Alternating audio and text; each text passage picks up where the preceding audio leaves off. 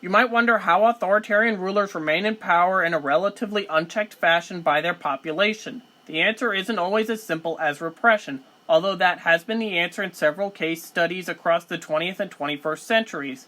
Sometimes the authoritarian ruler can effectively make use of propaganda to either make the regime appear good or, more often than not, use state propaganda to target external problems as either the cause of the state's problems or to show how the ruler of the country is standing up to an enemy. There are a few examples of this being the case, but the ruler did not remain in power and it therefore was not the authoritarian bargain. For example, Leopoldo Galtieri's Argentina was facing a pretty bad economic state and decided to invade the Falkland Islands in 1982 to divert the population's attention away from how bad things were in Argentina and how repressive he was. But the war went poorly, and 4 days after Britain won, Galtieri was no longer in charge of the country, so fighting a campaign against an enemy doesn't keep a dictator in power in the eyes of the population.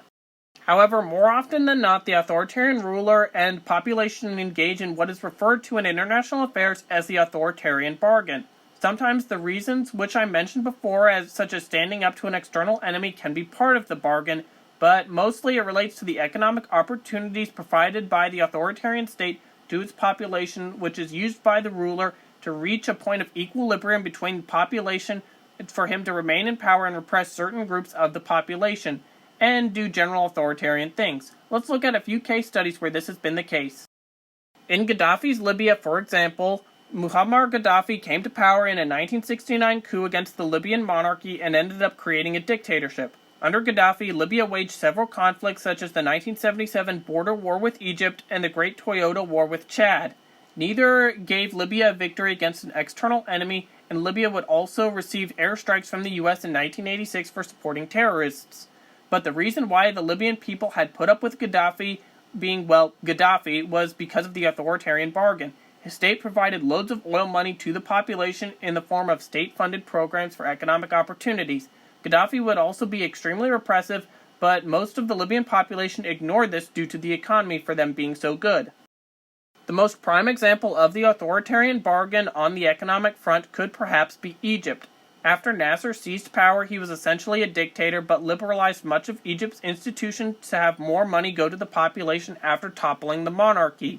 Again, to gain support from the population, the dictator is allowed greater economic opportunities compared to the previous regime.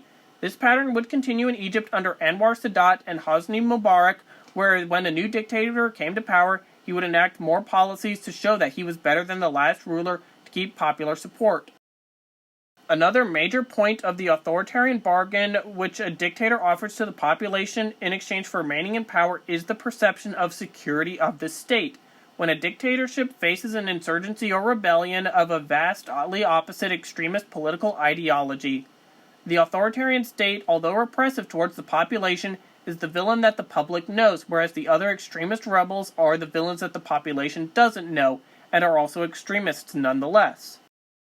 One case study for this is the Salvadorian Civil War, where the Salvadorian dictatorship fought against communist rebels and both sides would commit mass human rights violations. However, before the war began, the Sandinistas in Nicaragua had taken over the country and installed a repressive communist government, so Latin American dictatorships were freaking out and offered their populations an authoritarian state instead of what they deemed as a totalitarian state, which isn't much better, but the offer, I believe, is still classified as the authoritarian bargain.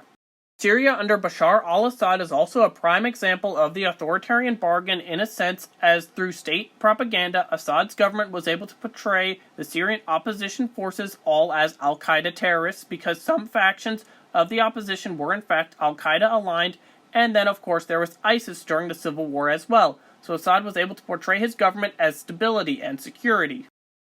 However, neither Bashar al-Assad nor his brother Maher al-Assad would provide any economic opportunities for the population after doing mass drug smuggling of Captagon throughout the Middle East, and they only enriched themselves, but not their populations.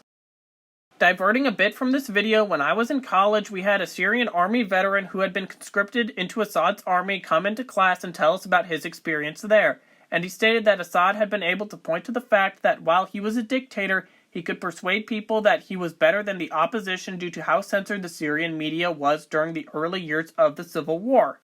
Of course, the Assad dictatorship is now gone as the opposition launched a massive campaign against Assad, and at the time of this video in late 2024, it's not totally clear what the new Syrian regime has in store for the country.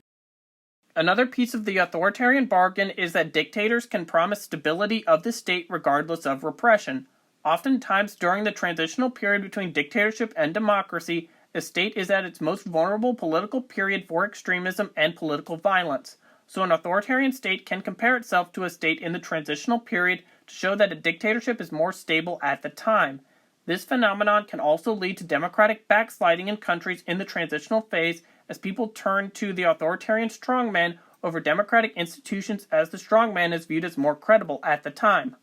This was somewhat the case for Putin in his 2000 Russian presidential campaign, as Russia in the 1990s had been an extremely chaotic and unstable state, with mobsters and oligarchs having more power than the government in certain areas of Russia. Also, the economy was in the crapper, so Putin presented himself as a law and order figure when Russia needed it most, and his repressive nature would be tolerated during his first 8 years in office at least. But as of 2024, we'll see how long this lasts, since his disastrous 2022 invasion of Ukraine has not gone very well for Russia at all. These are, of course, just a few examples of the authoritarian bargain. But what do you think of the bargain? Do you have more examples? Are there areas that I should have delved deeper into the theory or case studies? Write in the comments, and thank you for watching.